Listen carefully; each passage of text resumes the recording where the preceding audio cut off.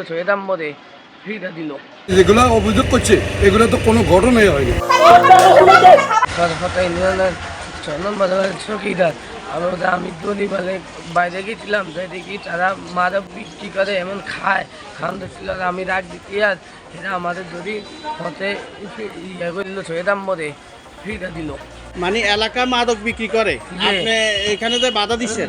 আমি এখানে যাই বাধা দেয় আমাদের যদি ফিরে দিল।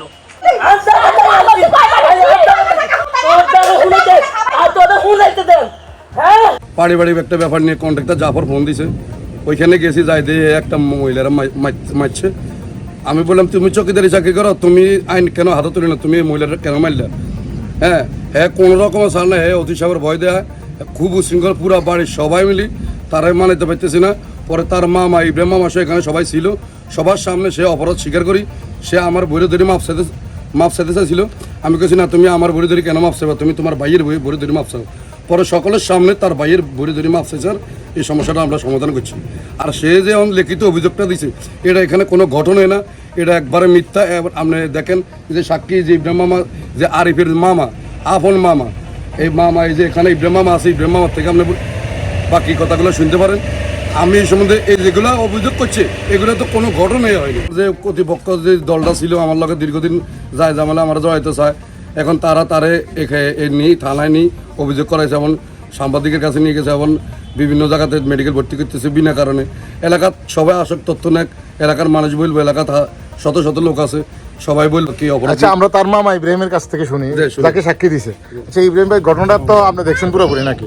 মানে ও আইছে, এই আইছে আমার কইছে আর বাগিনে আর কইছে, আর আমি হের কথা আমি এলাও করি না, আরিফের কথা এলাও করি না। হরে এতটা দোনো বাইয়ে হরে এত আছে, বড় মেয়েও আইছি এনো, বড় বাগিনা হরে তর্ক ভিতরে এমনি জাফরে গেছে, হুন্ডা লই জাফরে গেছে, আর জাফরের লগে তোর ভিতরে করতে এত অনেক উচ্ছৃঙ্খল কথা বাচ্চা এতারে জাফরে যত কয়েতে উনুন, আমি ডাক দিয়ে আমার কথা উন না, এত আলতু পালতু কথা কইতে আছে। আচ্ছা এই বিষয়ে কি মাদকের কোনো সম্পৃক্ততা আছে? না, এখানে এটা পারিবারিক সমস্যা হয়েছে।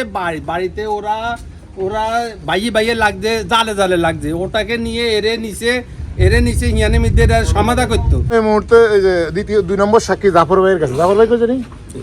জাফর ভাই আসলে ঘটনাটা কি দেখছেন আপনি একটু বলুন স্যার। ঘটনাটা গতকালকে এর বড় ভাই আজাদের ওয়াইফ আমারও ফোন দিছিল। ফোন দিয়ে বললো যে ভাই আমাদের বাড়িতেও আসছে হের একটা বাচ্চা নিয়ে, যে আরিফের বউ আমার গদ্দুয়ারে যায়, আমারে মারধর করছে, আমারে খামচি দিছে, এই বিভিন্ন জায়গা আমার আঘাত করছে।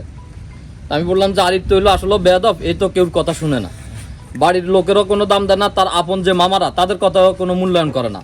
আমরা যে কথাবার্তা বলি, এলাকার মুরব্বী যারা কথা বলে, এই কোনো কথা কর্ণপাত করে না। এক কথা আরিফের স্ত্রী যা কিছু করতেছে, ওরা মনে হয় এখানকার ডিসিএসপির মানে ক্ষমতা লয়ে চলতেছে।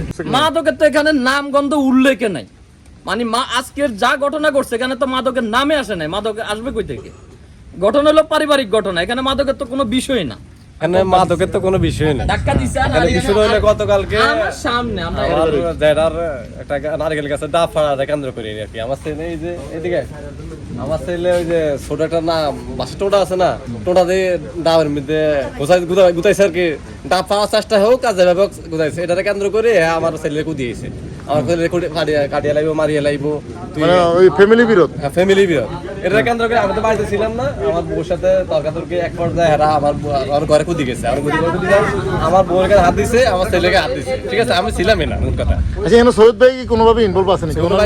কথা বলতেছি এবারে, তখন এক পর্যায়ে আসলে আমার চিন্তা ওটা ছিল গতকালকে থানা যাওয়ার, যে থানা যাম, কারণ এরা উশৃঙ্খলা শুধু গতকালকে করছে তা না, এর মধ্যে তো বহুতবার গেছে, আমার বউর গায়ে আরো 2-1 বার হাত দিছে, বুঝছেন নি? কি কয়? আমি এই এলাকার চৌকিদার, আমার কি করতে পারবি তোরা? আমি তোরা সানাত যাইস, তোর কোন বাবা আছে কি করতে পারবে? আমারে কিছু করতে পারবে না। কালকে আমার এসব ধমক দেয়, আমার মারছে, যে আমার হাতে দাগ আছে, এখন এই যে দাগ আছে, খামছে দিছে, মারছে, আমার ছেলেকেও মারছে, বুঝছেন নি?